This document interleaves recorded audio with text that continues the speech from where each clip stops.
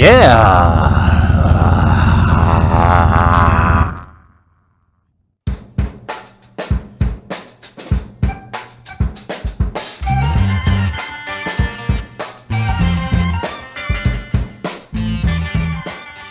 Range Rover. Had a little bit of time before I had to go pick up the wife today, so I figured I'd go out and do a little ride. About average. Yeah, Scoots gave me the old fucking biker salute. X gon' give it to you. Fuck, wait for you to get it on your own. X gon' deliver to you. Knock, knock, open up the door, it's real. Fuck yeah, Scoots. Well, what's happening with YouTube right now, it's kind of fucked up. I'm kind of a day late and $1 short on this a little bit, but... Now, what's happening is that a lot of major sponsors are pulling off of YouTube. I don't know all exact details on it, but something to do with, like, I'm guessing kind of like, it's got to be a money thing between YouTube and all the sponsors. And it's not going to really affect me anyway at all. I mean, I'm going to keep on posting stuff, and I don't monetize, so it doesn't matter to me. But the people that are really hurting are like the guys that have like over 100,000 subscribers, and like the guys that have been into it for a while, like Jake the Garden Snake and Baker out of California, and like a few other guys. Suburban Delinquent, I don't know if that's his sole source of income or not, but Walterific, people like that, that have a lot of subs and that basically depend on YouTube for revenue. And a lot of these guys are really good guys, man. They don't use that stuff for anything but stuff for their channels. But yeah, some major sponsors are pulling out of YouTube, so these guys aren't making nearly as much money as they used to. I believe one of the major guys, I'm not going to mention any names, was saying in one of his vlogs about he's only getting like 10% of what he used to get, but he's not like ready to say it's going to be over or anything. There's always negotiations and talks between YouTube and these sponsors to strike some kind of a fucking deal. Greedy fuckers. Yeah. I guess another thing I kind of want to talk about was some misconceptions about Harley Davidsons, aka hogs. There's a lot of haters out there as far as Harley Davidsons go. A lot of people think that people who ride Harleys are fucking elitists and bullshit like that, whatever. You got that with any niche, any type of vehicle or motorcycle, whatever you like in life. You got people that are just really into something because they like it, or, you know, their friends have the same thing and they like that, or else, you know, maybe it is status for these people. It's like, they think of like a Harley Davidson as a status symbol or whatever, or like an R1 as a fucking status symbol, or a Hayabusa, or new quick fucking Kawasaki. You know, it is what it is. You like what you like. What I like is what I like. And fuck everybody. You feel me? At the end of the day, it's all two wheels. We're all out there for the same fucking purpose, to have a good time and have a little bit of fucking freedom.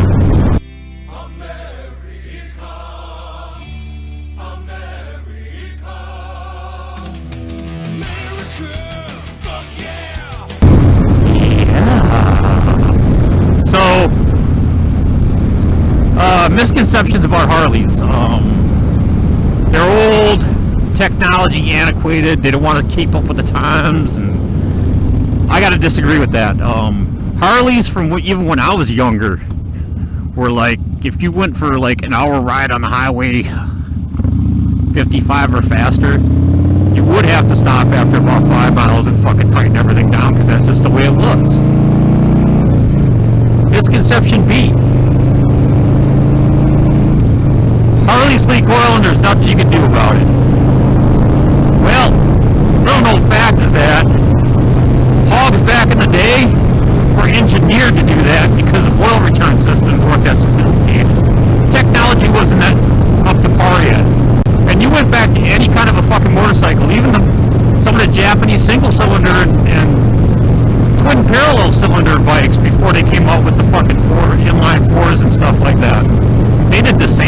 second thing, so all you guys with the fucking racers, shut the fuck up, because do a little fucking Googling on that shit and you'll see that I'm telling the truth. Yeah. Misconception 3 about hogs. They're for old people. It's like an easy chair with wheels. I have to agree with one point, is that besides their V-Rod technology and the Milwaukee 8 technology they just came out with, they don't want to do anything else but a V. But an inline V. And it's like, to me, they're missing all kinds of opportunities to steal fucking customers from fucking Yamaha, Suzuki, and fucking Kawasaki and whatnot. If they would develop some kind of that technology and delve into other areas, you know, make a fucking sport bike and see how well it sells. They have a bike that's an all-electric bike. It's fucking years ahead of its time, and it's gonna be coming out this year, this spring actually. For you can actually buy them. It's called Livewire.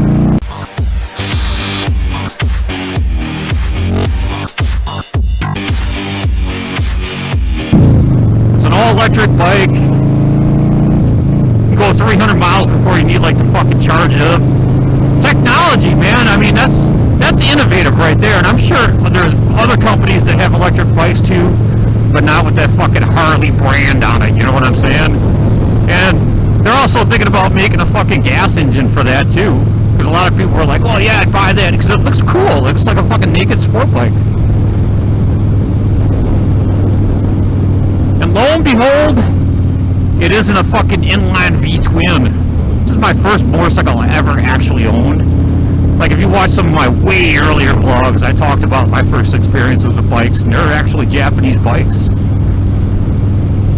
My brother's CB350 and my dad's Yamaha 250.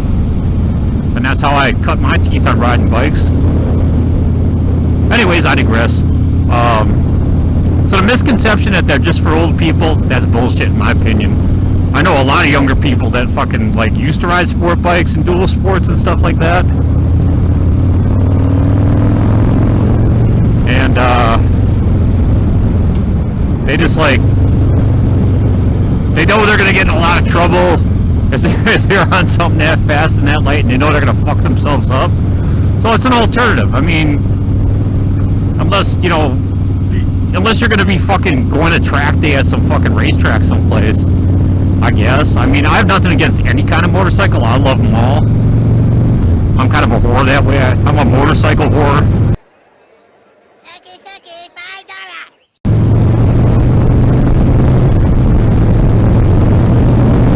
And a speed freak.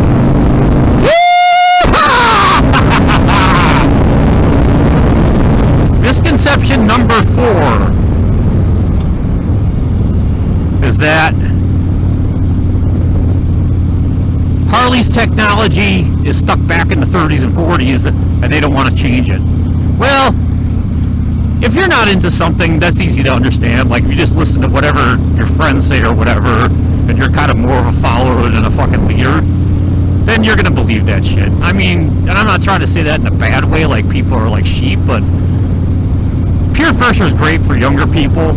It's a lot more harsh when you're younger because it's like you want to fit in. But the technology they have with the same fucking basic design of a pushrod engine, I have never had a fucking mechanical issue, and I've ride this fucker hard, man. I ride this fucker like I try to think it's like a fucking sport bike sometime. And I had one problem with it, I take that back.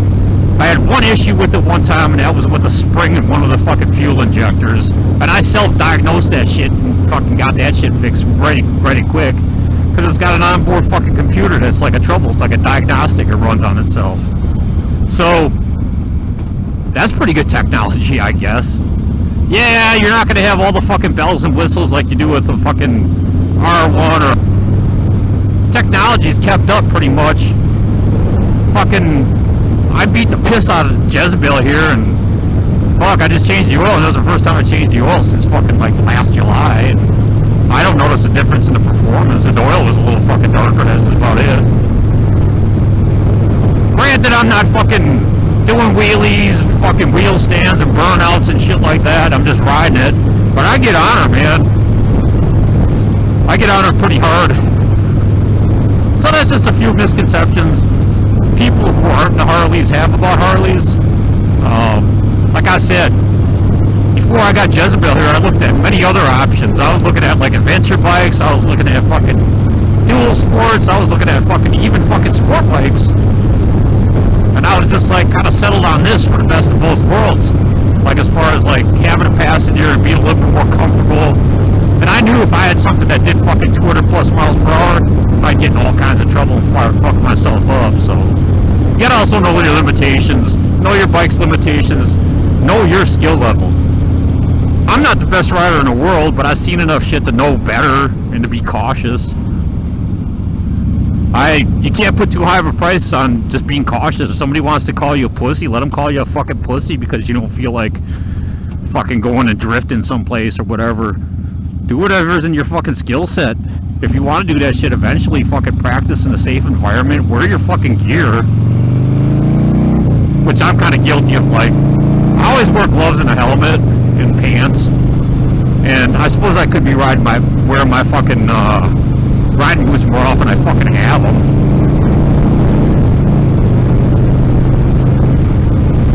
But there's the times occasionally in the summertime when it gets warm, I'll just wear a t-shirt. And if I fucking fall and get a rash, that's on me. There's no excuse, man, because they have such good technology now that's like moisture wicking from your body and shit that keeps you ventilated and cool even though it's really fucking hot out. So I don't really have an excuse. I actually have an Icon jacket. It's Icon concert jacket I bought used from some guy at work. And it works great. It works fine. My ass has kind of got fatter over this past year. And it's like, it still fits, but it's like, rides up on me in the back. And I don't know. I just don't think a bunch of people want to see fucking older guys fucking ass crack. Holy shit! Oh my god, what the fuck? Yeah, so anybody out there that wants to fucking like monetize their fucking channel, that guy's from right around my neighborhood. He's like fucking 75 years old, fucking rides a hog.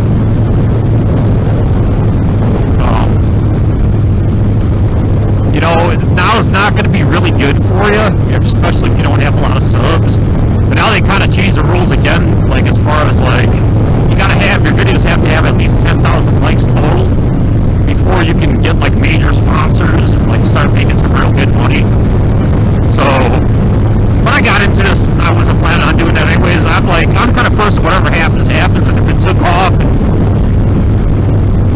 or some fucking miracle, people actually like fucking, I got over 100,000 subs, whatever I would make would be fucking bonus because I've got a job. I would do this even if I didn't put shit on YouTube. I would just show my friends and share shit with my friends or whatever. Yeah. I don't know. I guess that's all I really want to talk about today. Apex the fuck out of this corner. Bye.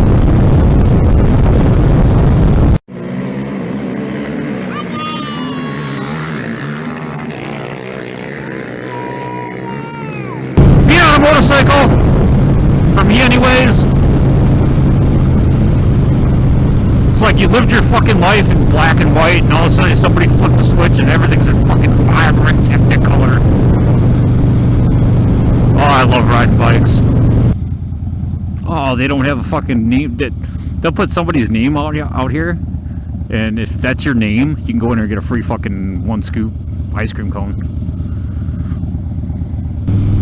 I had to go to the fucking DMV today and get my stickers for my truck. But yeah, I went there and I forgot how much of a big pain in the ass model of fucking government bullshit the DMV is.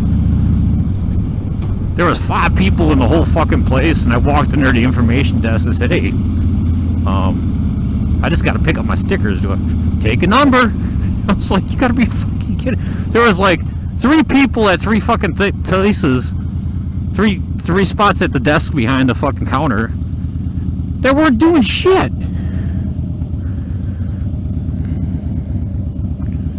They were just sitting there.